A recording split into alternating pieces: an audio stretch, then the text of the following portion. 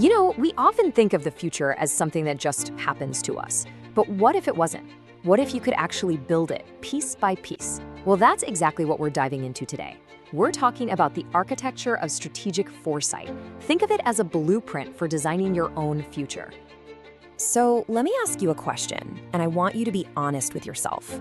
Are you reacting to the future, or are you building it? Are you just getting tossed around by the waves of change, or are you actually in the driver's seat? Because really, the answer to that question makes all the difference. It's the difference between being at the mercy of change or being in command of it. So the tool that actually gets you into that driver's seat, it's called strategic foresight. And look, this isn't about gazing into some crystal ball or making wild predictions. Not at all.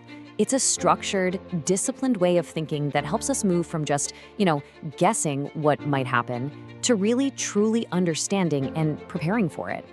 Okay, so what is it exactly? Well, you can think of strategic foresight as this really disciplined three-part process. First, it all starts with creating deep strategic knowledge. That's your foundation, right?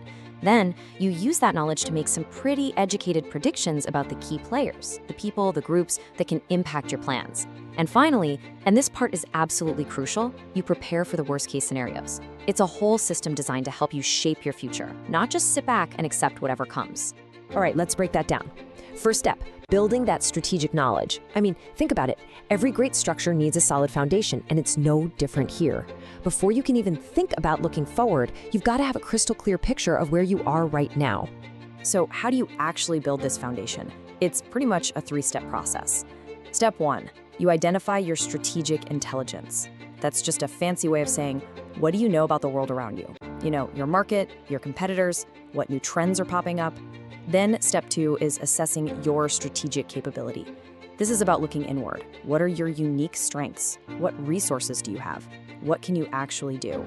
And then for step 3, you put it all together. You combine that external awareness with your internal strengths, and bam, that's how you create real strategic knowledge. And really, the whole point is to transform what you know and what you can do into actionable insight. We're taking all this raw data, everything you know about the outside world, your intelligence, plus everything you know about your own strengths, your capabilities, and we're distilling it all down into one powerful, useful insight. This becomes the absolute bedrock of your entire strategy. Okay, so you've built your foundation of knowledge. What's next? Well, now it's time to look at the other players on the field. Because, let's be real, strategy doesn't happen in a vacuum, right? You absolutely have to account for the human element. And we're talking about a lot of different players here. It's not just about your customers and competitors, which is what most people think of. No, you've got to predict the future actions of your own employees. Could a key team suddenly leave? What about your stakeholders? Are their priorities going to shift next quarter? Even your suppliers. What happens if your main supplier gets bought out by a competitor? See, each of these groups has the power to completely change the game. Your job is to try and predict their next move before they even make it. All right, this next part, this is where we build some real resilience. It's so easy to plan for the future when you assume everything's going to go right, isn't it? But what about when it doesn't? This is where we have to stress test our strategy.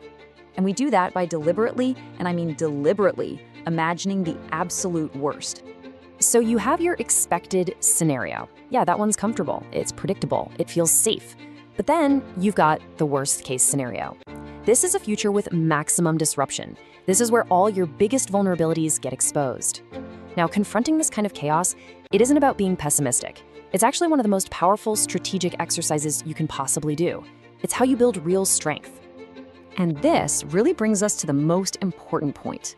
When you're planning for these tough scenarios, the goal isn't to be right, it's to be ready.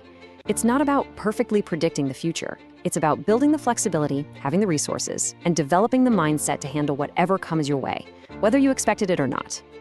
So when you put all these pieces together, the deep knowledge, the predictions about key players, and that rigorous stress testing, what do you end up with?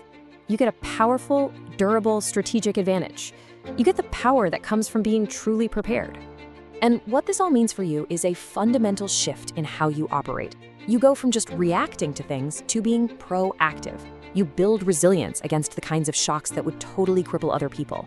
You gain a clear strategic edge. And maybe most importantly, you put yourself in a position to actually shape the future you want to see. So as we wrap this up, I want to leave you with a question to chew on. What is the one worst case scenario that your organization or your team, or maybe even just you personally, what's the one thing you're just not prepared for? Because honestly, the very first step to building your future is knowing what could tear it all down.